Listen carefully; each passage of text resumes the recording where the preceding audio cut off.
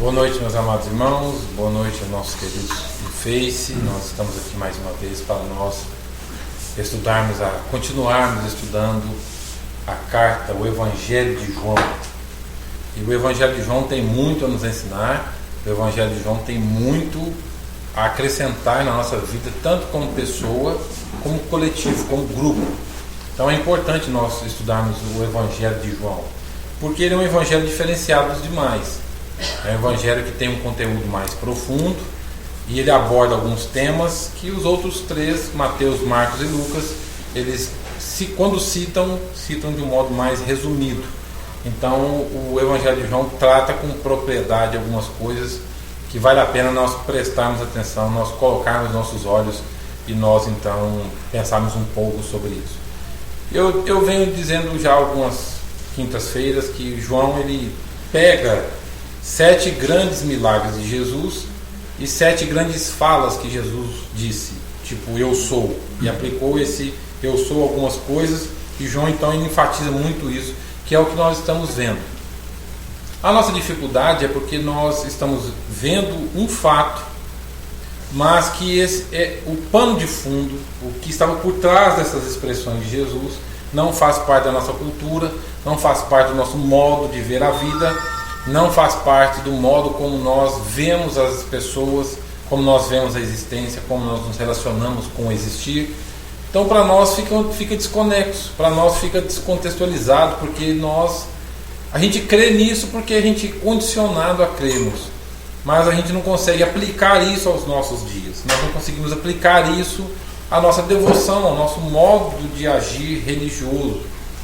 E quando o cristianismo, vou usar a expressão cristianismo, embora eu não goste dessa expressão, cristianismo é fruto do Império Romano, principalmente de Constantino, mas quando o cristianismo chegou para nós, ele já veio todo maquiado, estratificado, já veio cheio de regras e dogmas, já veio formatado para nós, e nós aprendemos uma formatação.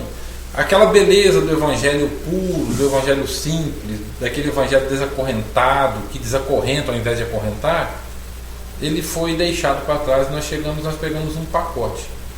Então, quando nós olhamos o Evangelho de João, nós temos que tentar fazer uma exegese. O que é exegese?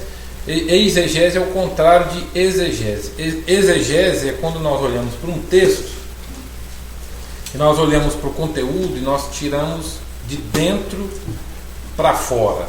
Isso nós chamamos na teologia de exegese, exegese. Você tira, daí nós chamamos de ex-amigo, ex-marido, então é daí que vem essa expressão, tirar. Agora, uma exegese é o contrário, quando você transporta para dentro, quando você pega de fora e coloca para dentro. Então nós estamos tentando entender o contexto, o pano de fundo.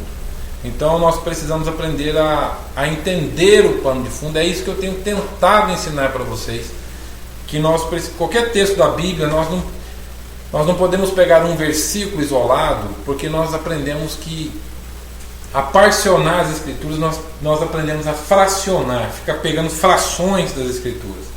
E a igreja ela tem culpa nisso, porque a igreja ela ensinou esse método para as pessoas. Quer ver um exemplo? A liturgia. Na liturgia, você vê a pessoa fazendo a abertura na liturgia, e a pessoa pega uma fração, um versículo isolado, fala, vamos abrir em tal texto, lê aquilo, faz uma pequena aplicaçãozinha ali, ou uma aplicação um tanto quanto demorada a algumas pessoas, e a gente vai ao longo dos anos, vai condicionando a nossa mente a ouvir aquilo, e a gente lê somente partes. O brasileiro é muito de frases reduzidas. O brasileiro é muito de frases reduzidas. O brasileiro gosta de reduzir. Por exemplo, hoje ninguém mais fala, quando vai passar um endereço de internet, ninguém fala assim, www. Ninguém fala isso. A gente já fala o site direto. Ninguém mais fala WhatsApp, a gente fala zap. Então a gente pega as frases e a gente vai reduzindo as frases. Manda um zap para mim. A gente não fala, manda um WhatsApp para mim. A gente vai reparticionando as coisas. A gente faz isso. A gente gosta de pegar um filme, tem pessoas que assistem um filme, já vai adiantando para ver o que está a parte principal, porque não gosta de ter. O brasileiro é impaciente, então Nós gostamos de coisas passionadas, nós gostamos de frases de efeito. Deus é fiel, você vê os casos, foi Deus que me deu, Deus é fiel. E coloca frases, às vezes, você tudo posso naquele que me fortalece, fora de contexto. Então isso para nós é ruim, porque a gente não aprende a ver a frase, a expressão, a colocação, o pensamento dentro do contexto. Isso é ruim, isso não é bom. Então eu tenho tentado ensinar para vocês a prestarem atenção no pano de fundo, a olharem para o que está por trás das expressões que são ditas.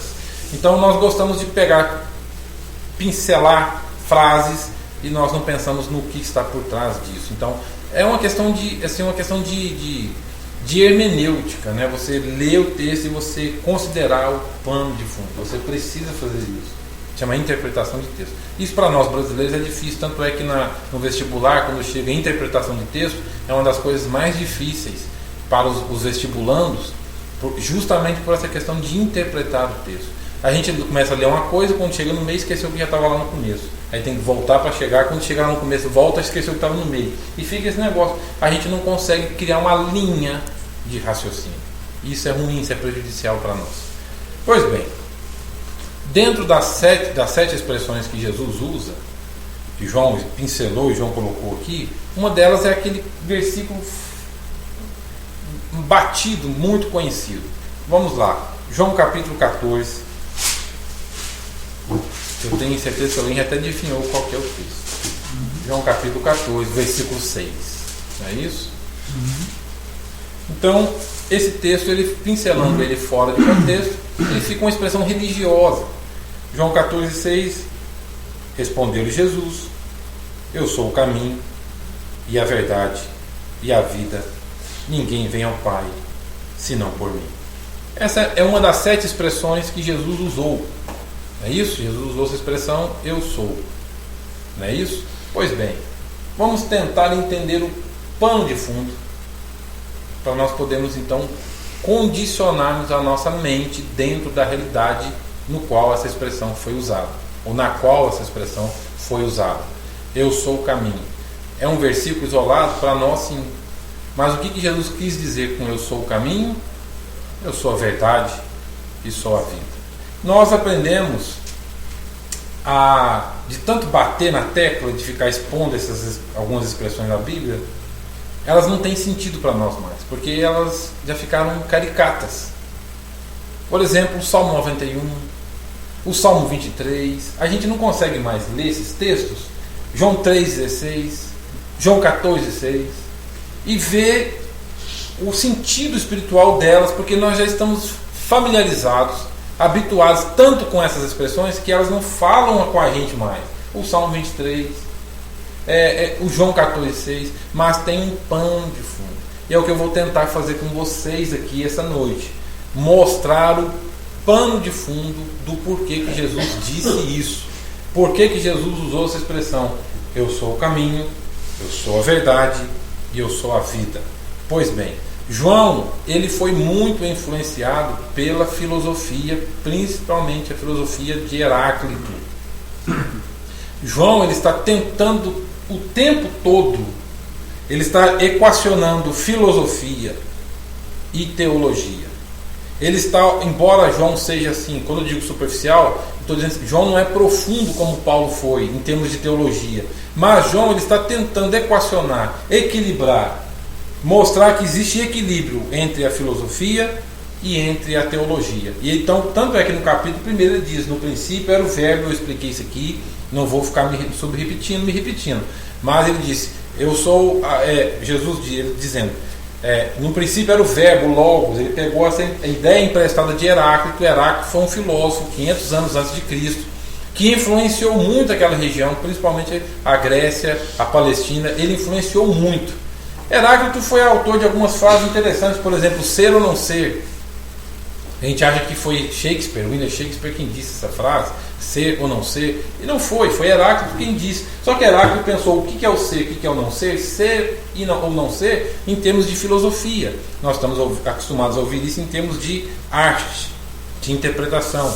Pois bem, João, ele está mostrando um pano de fundo. O contexto de João 14,6, ele é um contexto dramático, muito dramático. Ele é um contexto pesado. Quando eu digo pesado, no sentido de drama, é umas conversas que vinham acontecendo de Cristo com os seus 12, que era uma série de conversas complicada, que não foi agradável. Por exemplo, se você ver o capítulo 13, Jesus ele lava os pés dos discípulos.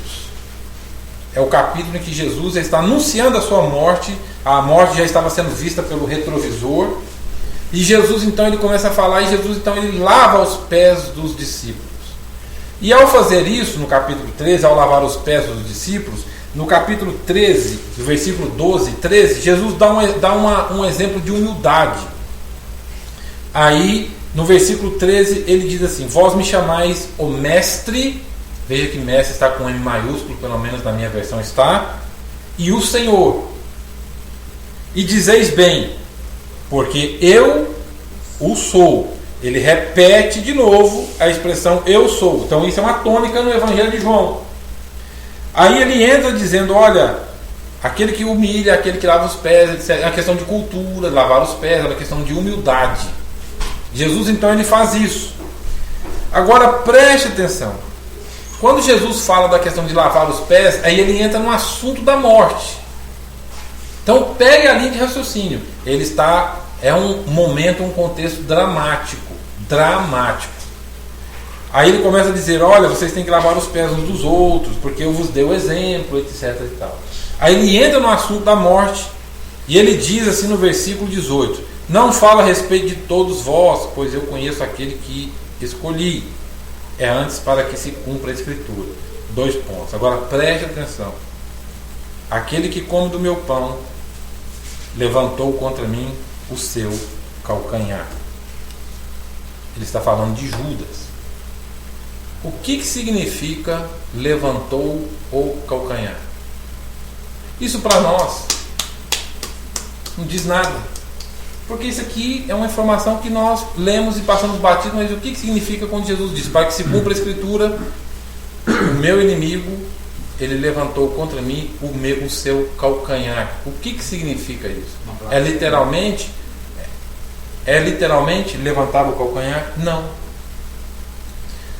Na Palestina, na Ásia Menor, naquela região toda ali do Ocidente, quando se falava em levantar calcanhar, havia essas histórias que eram contadas, e que levantar o calcanhar era uma demonstração de fraqueza.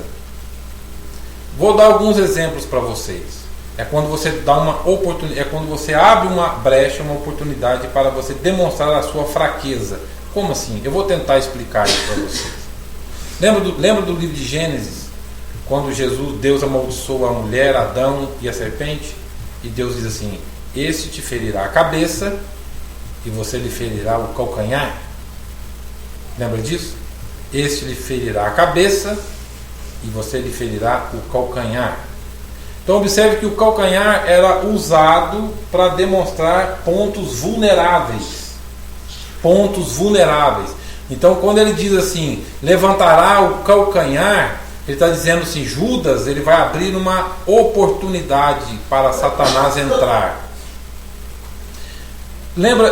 Observe que quem quase conquistou o mundo foi o Império Grego. Nesse primeiro século aqui, o Império Grego já não existia mais. O Império prevalente era o Império Romano. Mas se aprendia que a cultura greco-romana, a cultura grega e a cultura romana havia influenciado toda aquela região. E a cultura grega principalmente. A questão dos mitos, etc. e tal. Lembra de Aquiles? Na mitologia, Aquiles, a mãe dele pega-o, o batiza no rio de cabeça para baixo, mas quando ela mergulha, o calcanhar ficou de fora. E ela o levanta. Aí ele morre, de acordo com Homero, na sua homilia, ele morre com uma flechada no calcanhar. Daí nasceu a expressão calcanhar de Aquiles. Lembram disso? Então havia essa cultura, essa ideia, essa tese de que levantar o calcanhar era uma expressão usada para dizer o seguinte: olha, a pessoa deu brecha. Então era só uma expressão de linguagem da época, daquela época. O cara levou. É como se nós estivéssemos falando, Jesus estivesse falando hoje assim, dê bobeira para você ver. Entendeu agora? Dê bobeira para você ver. Não fique esperto para você ver, não. É a mesma coisa. Só que eles usavam a expressão aquele que levantava o calcanhar. Então isso era uma expressão de cultura da época, que eles achavam que quando uma pessoa dava brecha, eles não usavam essas expressões de brecha, etc e tal. Então ele levantou o calcanhar. Ele mostrou um ponto vulnerável. Então agora você vai entender isso melhor. Então, no capítulo 13, quando Jesus fala assim: para que se cumpra a escritura, versículo 18: aquele que come do meu pão levantou contra mim o seu calcanhar. Ele deu uma brecha contra mim. Ele está citando o Salmo 41, versículo 9, quando Davi disse: olha, o meu inimigo levantou contra mim o seu calcanhar, o meu inimigo me deu uma brecha. Então é isso que ele está dizendo. Agora diz o seguinte, o capítulo 13, versículo de número 26, aí Jesus usa uma expressão que é uma senha que Jesus usou com Satanás. Os discípulos não perceberam isso, porque o texto diz que eles não perceberam, porque Jesus não deixou eles perceberem. Mas é uma senha. Aí no versículo 26, respondeu Jesus: é aquele a quem eu der o pedaço de pão molhado. Tomou, pois, um pedaço de pão e, tendo molhado, deu a Judas, o filho de Simão Iscariotes. E após o bocado, imediatamente entrou nele Satanás. Entendeu por que ele levantou o calcanhar? Ele deu brecha, entrou nele Satanás. Está vendo o drama por trás disso aí? Entrou nele Satanás. Aí diz o texto: então disse Jesus a Satanás, vai e faze o que tem, o que pretendes fazer, faze-o depressa. Entendeu por que ele diz levantou o calcanhar? Judas deu brecha e Satanás entrou. Ficou possesso? Não é possessão. Porque quando a possessão acontecia, Jesus a expulsava. Não é. Isso é possível? É. Lembra quando Jesus, no Evangelho de Mateus, Jesus fala do diabo, ele fala da estratégia de Satanás. Ele diz assim: Satanás, ele sai de uma casa. Essa casa é quem? Uma pessoa. Ele sai dessa casa e procura abrigo. Não achando abrigo, ele seleciona 7 piores e volta com 7 piores. E ele entra na casa. Aí ele diz: o seu estado é pior do que o primeiro. E Jesus usa o verbo entrou. Ele entra na casa. E aqui o texto diz: entrando Satanás em Judas, entrou em Judas. Não é possessão. Ele está dizendo: olha, Judas deu brecha para o Satanás entrar. É o que Paulo diz em Efésios: não deis lugar ao diabo. Ele pode entrar em nossa vida sem nos possuir.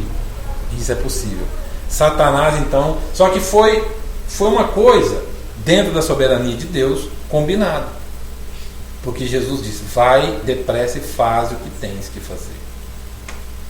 Então isso fazia parte do plano, do propósito. Então quando ele diz assim, é o pano de fundo de eu sou o caminho, a verdade e a vida, é um pano de fundo dramático. Jesus, ele lava os pés dos discípulos. Quando ele está lavando os pés dos discípulos, ele diz: aquele que levantar o calcanhar, aquele que der brecha. Aí entrou Satanás em Judas e Jesus disse: vai e fazes depressa o que tens de fazer. Aí o capítulo 13, quando o traidor é indicado, Jesus ele fala de um novo mandamento: vocês serão reconhecidos como meus discípulos se tiverem amor uns com os outros. Aí Pedro ele fala que não deixaria Jesus ir para a cruz. Aí Jesus disse: antes que o galo cante 3 vezes, você me negará. Viu o drama disso aí? É um ambiente pesado. Satanás estava junto com eles ali. E Satanás entrou em um dos 12. E Jesus disse: vai e faz o que tem de fazer. É um contexto de separação. A sociedade foi rompida. Aquela amizade entre eles acabou. Aquele relacionamento, aquela admiração acabou. Agora era trigo e joio sendo separados. E Pedro estava naquela emoção, daquele movimento cristológico, e ele disse: olha, não vou deixar isso acontecer, o senhor não vai para a cruz. Ele disse: Pedro, antes que o galo cante 3 vezes, você me negará. Você me negará.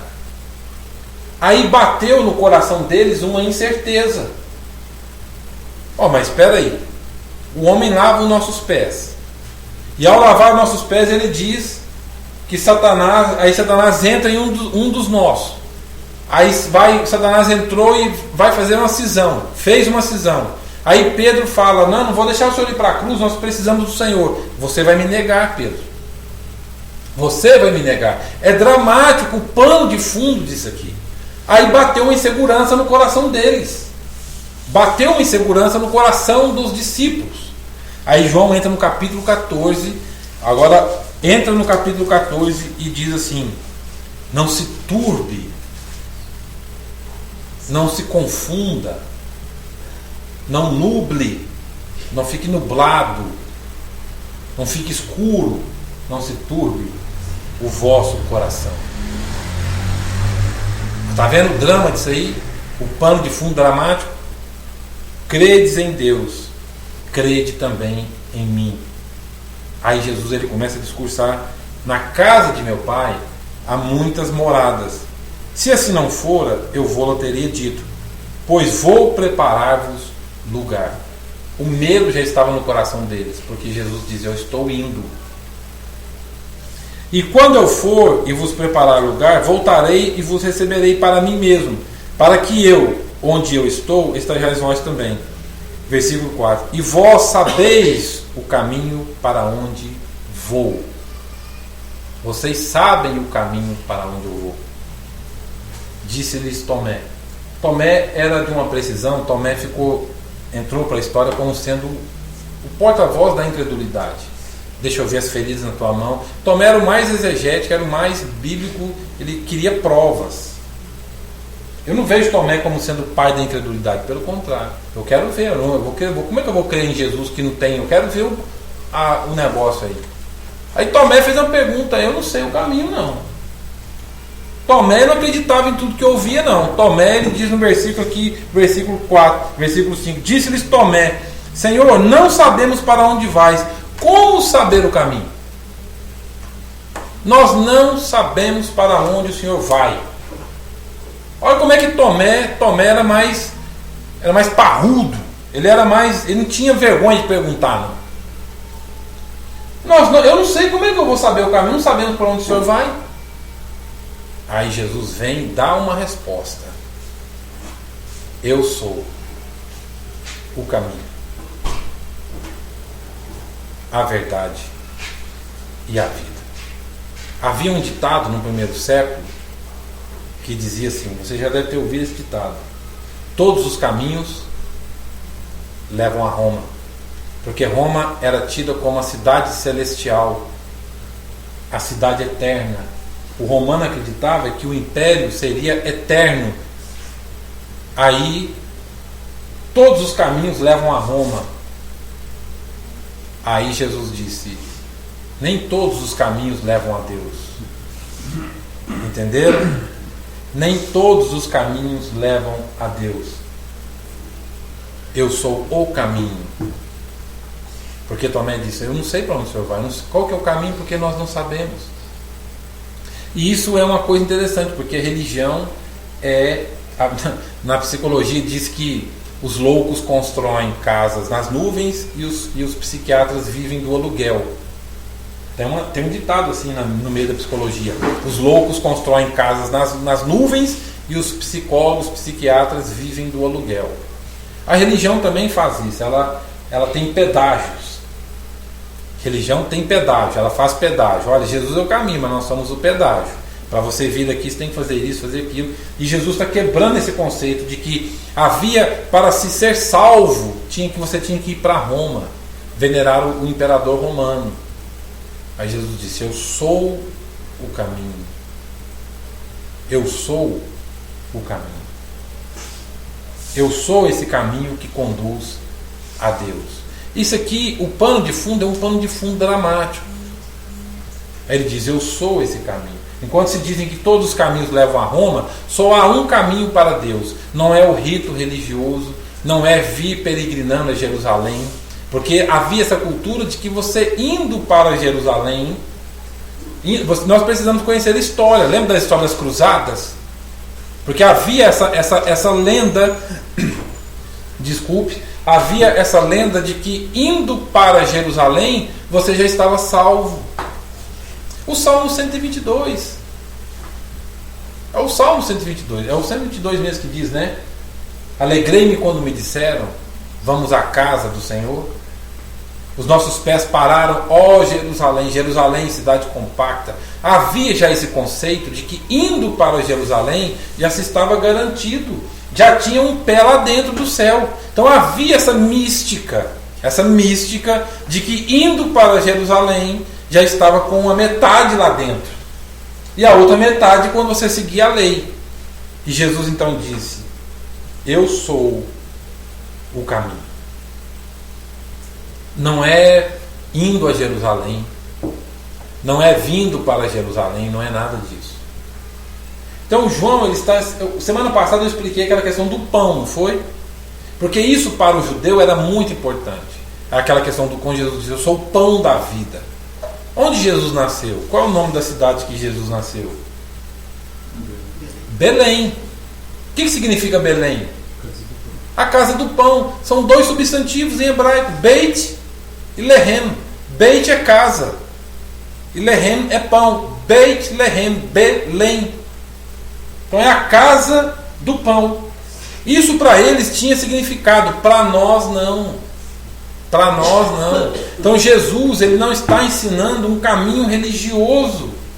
Ele está ensinando ele como sendo o caminho. Ele diz: eu sou o caminho.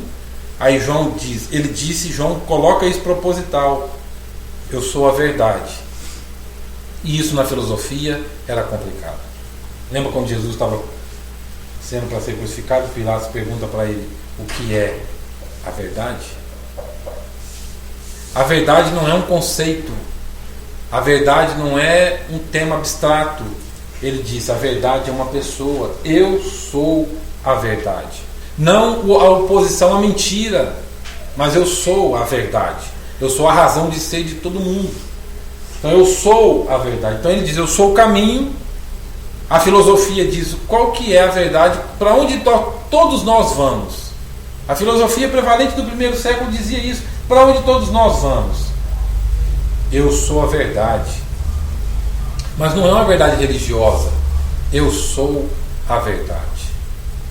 Conhecereis a verdade, e a verdade vos libertará. Gente, uma pessoa que fala a verdade, ela pode errar na forma de falar a verdade. No meu caso particular, no meu caso pessoal, as pessoas que mais me fizeram bem foram aquelas que sempre foram verdadeiras comigo. Eu aprendo muito com aquelas pessoas que são verdadeiras. Por exemplo, lembra quando Paulo diz assim lá em Efésios: enchei-vos do Espírito, falando entre vós com salmos. Por que Paulo diz isso? Porque os salmos, alguns desses salmos, se não a maioria deles, todos eles, são expressões verdadeiras do coração. Aquele salmo que diz assim: o meu inimigo, eu queria quebrar a cabeça dele na rocha como coco. Isso é bíblico? Não, mas está na Bíblia. Mas isto é uma expressão do coração. Porque Jesus disse assim: rasgai não as vossas vestes, mas rasgai o vosso coração. O que Deus se agrada, que diz o Salmo? De um coração quebrantado e de um coração contrito, de um coração que fala, de um coração que diz: eu sou assim. É aquele que rasga o coração e não rasga as suas vestes. Que era uma prática de arrependimento no primeiro século, lá no Velho Testamento, que era de sofrimento. A pessoa rasgava as vestes, jogava cinza e terra na cabeça. Aí Jesus disse: eu sou a verdade. Eu sou a verdade. Hoje nós acostumamos com a mentira. Mentira hoje é um negócio para nós. É negócio. Nós não sabemos o que é a verdade, porque a verdade ela nos desnuda. Nós não sabemos, nós temos dificuldade com a verdade.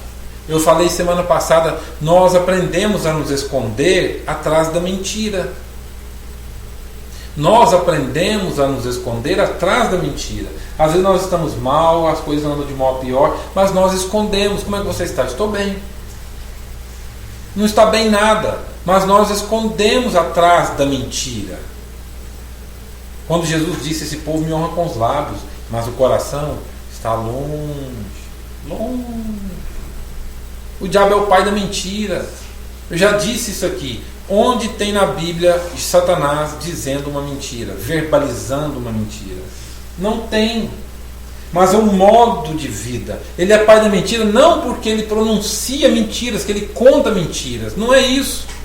Ele é o pai da mentira porque ele nunca se firmou na verdade. É o que diz João capítulo 8. Ele nunca se firmou. Então a gente se firma na mentira.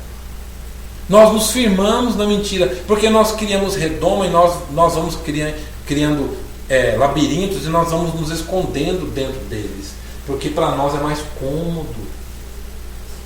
Tudo aquilo que se manifesta é luz, é o que disse Jesus. Tudo aquilo que se manifesta é luz.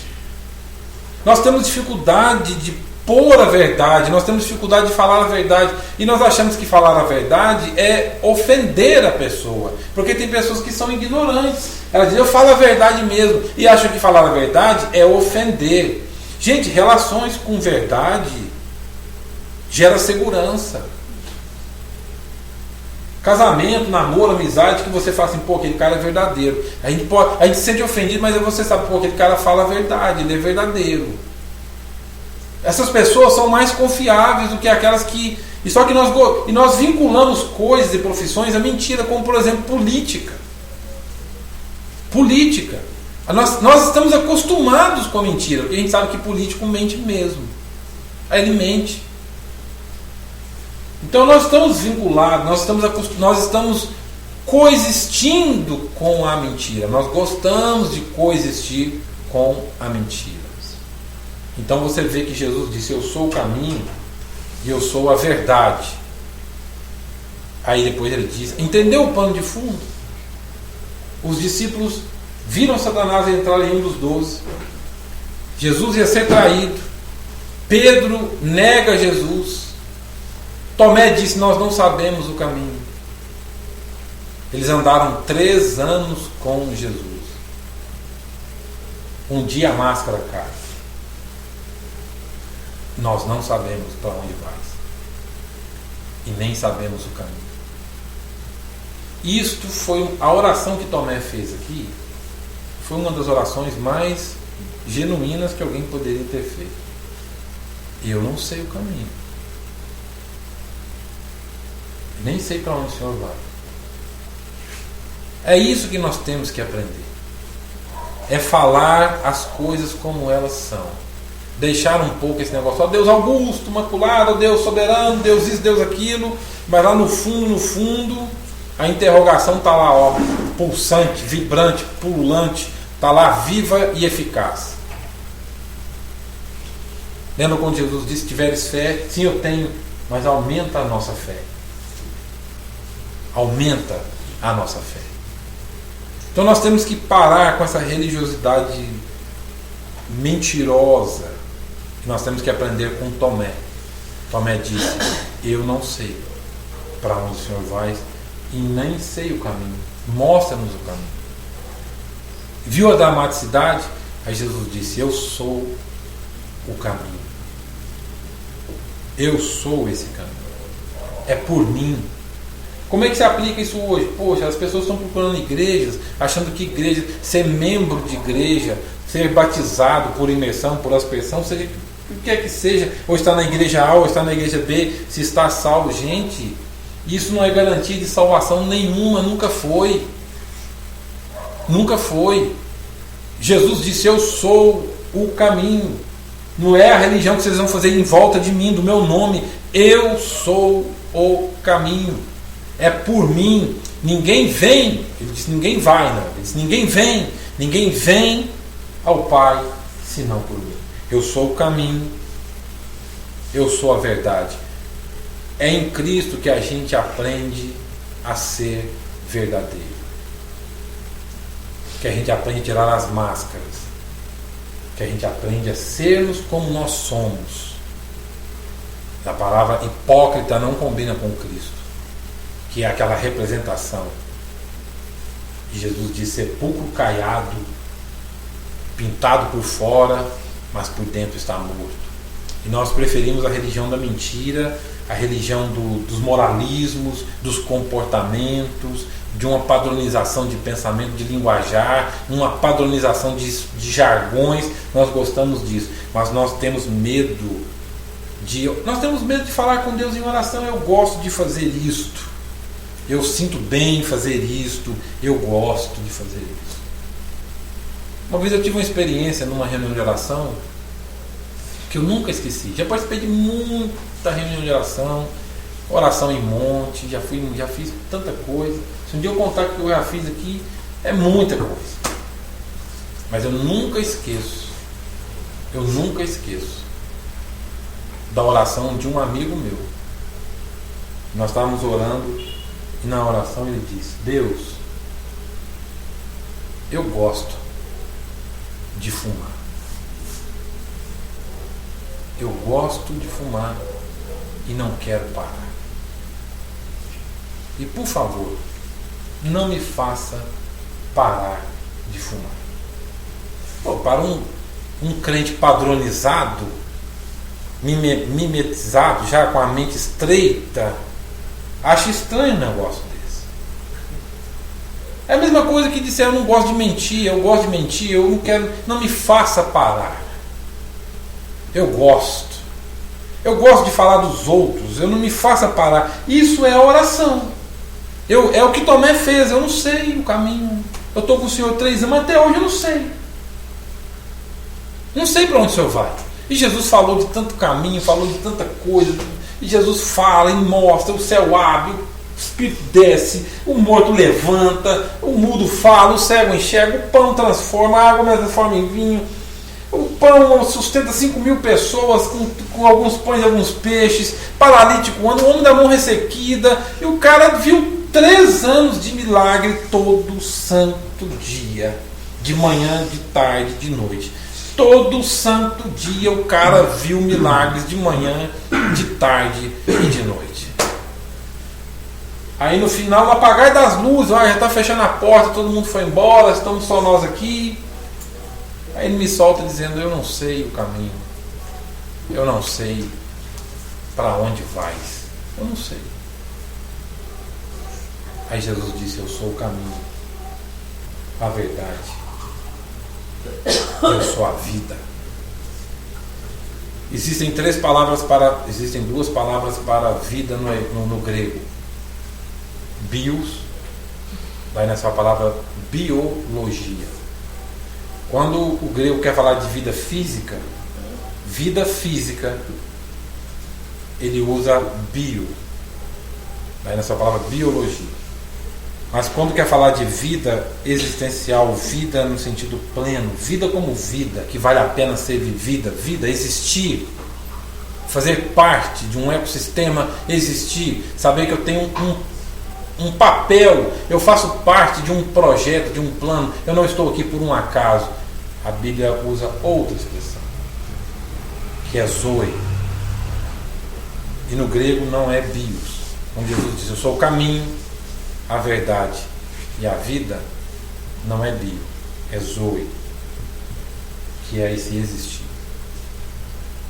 Jesus está dizendo que ele é o existir.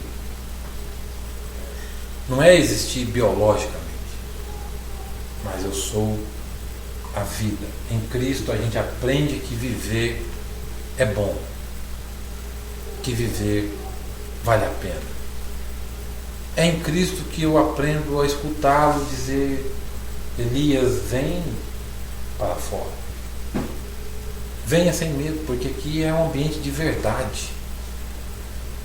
Aqui junto comigo é um caminho. Porque caminho no primeiro século era um problema.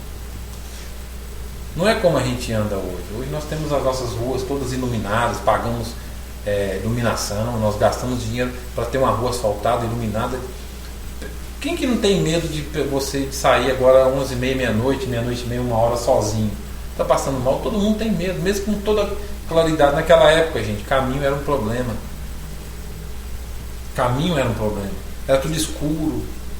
Havia estupradores, animais, saqueadores. Então não se anda. Jesus mesmo disse: olha, você anda durante o dia, durante a noite você. Então não é assim.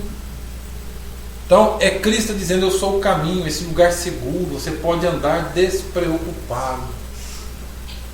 É por esse caminho que você vai andar, e nesse caminho que você anda, que você vai deixar os trejeitos, você pode andar despreocupado. Gente, nós andamos preocupados demais.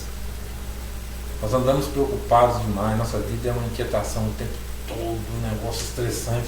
Por isso que nós estamos cheios de doença, de úlcera, dor de cabeça. Nossa, é cheio de problemas, taquicardia, infarto. É um negócio porque nós estamos alterados. Nós estamos... Esse caminho, essa senda, esse caminho... E é nesse caminho que a gente descobre a verdade de ser. Nós descobrimos quem que nós somos. Conheça a ti mesmo. Sócrates disse isso. É nesse caminho que é Cristo que a gente se conhece. Que a gente olha e diz: miserável homem que sou. Aí é que eu vou... Quando eu entendo isso, eu vou entender a graça. Não como conceito, definição, favor imerecido. Mas eu vou entender: poxa, eu vou me ver em Cristo. E eu não vou ter medo do que eu vou ver. Não vou ter medo. Você quer ver um exemplo? Não precisa responder. Mas sinceramente, não responde no seu coração, lá no fundo, não precisa levantar a mão. Você gosta de se ver no espelho? Nós não gostamos. No fundo. Nós temos dificuldade. No banheiro, sim, quando vamos pentear cabelo, escovar dente. Mas fizeram uma pesquisa em alguns shoppings algumas vezes, colocava-se espelho e as pessoas tinham dificuldade de ver. Nós temos dificuldade porque nós não gostamos do que vemos. Ou estamos gordos demais, magro, alto, baixo, careca.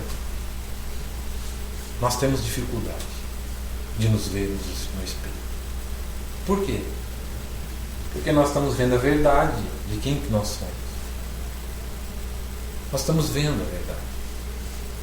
E é em Cristo que a gente aprende a verdade de podermos olhar para nós mesmos sem ter esse medo. E ele diz: eu sou a vida, esse Zoe, e vocês não estão abandonados, eu vou preparar um lugar, mas vocês podem viver sem medo.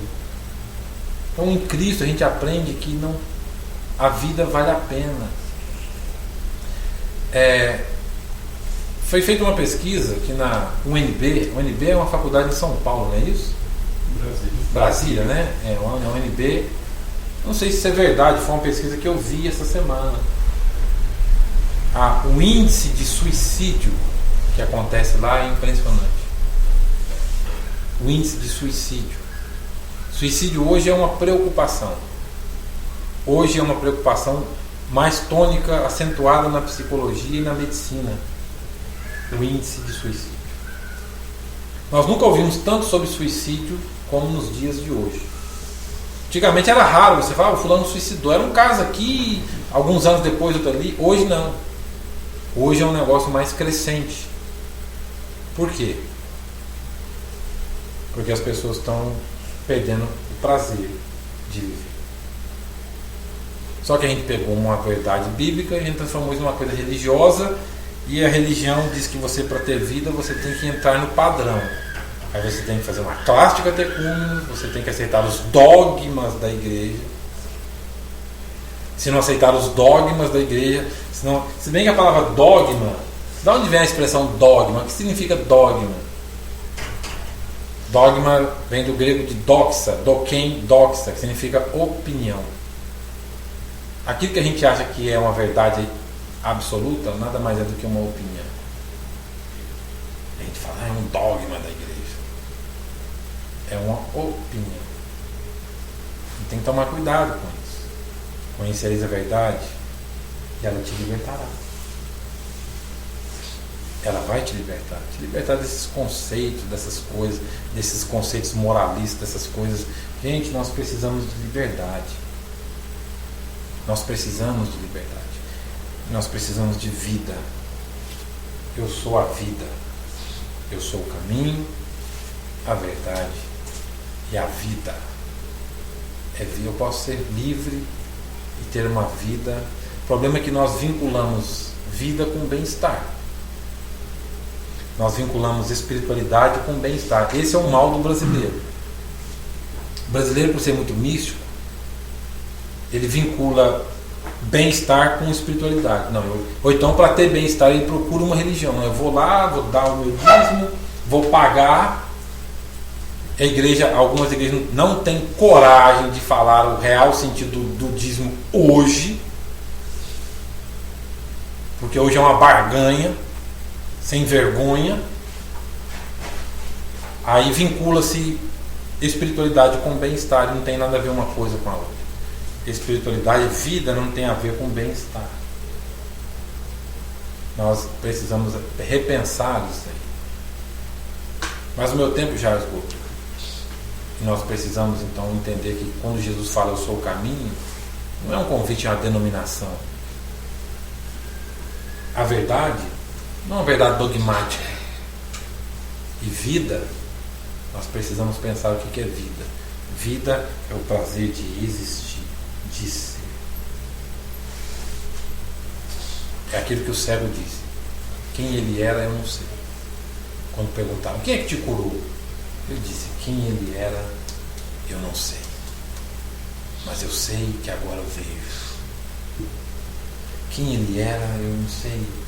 Mas eu sei que agora eu vivo, eu existo, eu sei, tem sentido.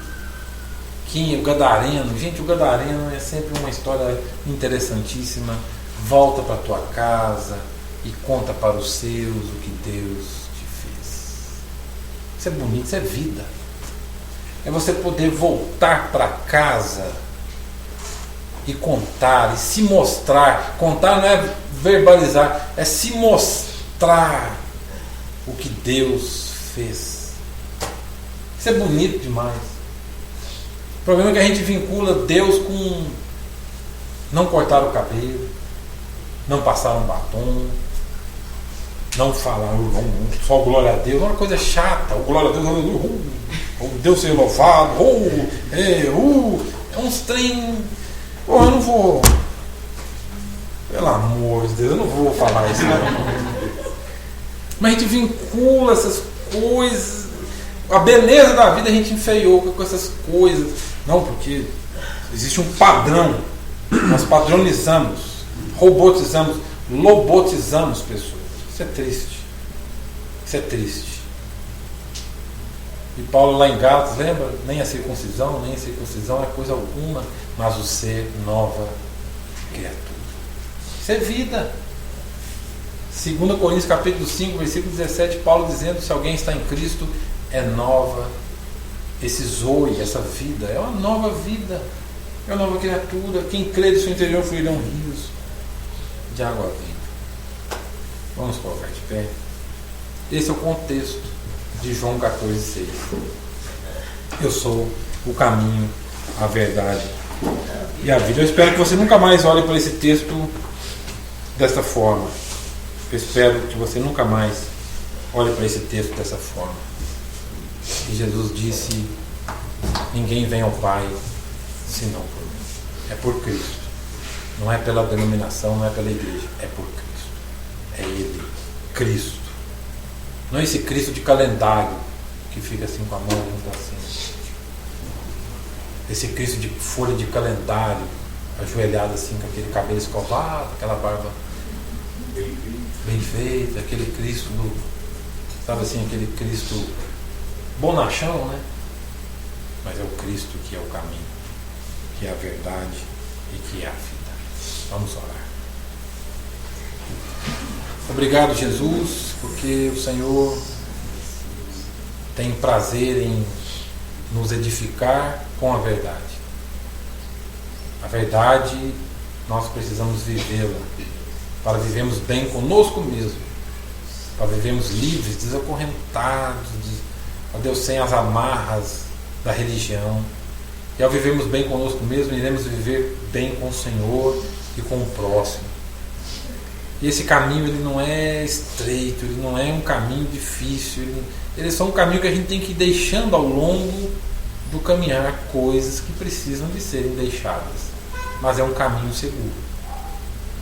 E o Senhor é a vida, esse existir gostoso, bom, que sabe que, mesmo sabendo que na vida tereis aflições, mas a gente pode ter bom ânimo, porque o Senhor venceu o mundo. Então nos ajude a aplicarmos essas verdades, não como uma aceitação mental religiosa, mas que ela produza frutos em nós. É o que nós te pedimos assim, no nome de Cristo, o nosso Senhor e o nosso Salvador. O nosso caminho, a nossa única e absoluta verdade é a nossa vida. Obrigado a Deus. Em nome de Jesus. Amém. Amém. Deus abençoe, muito obrigado e até semana que vem, se Deus quiser.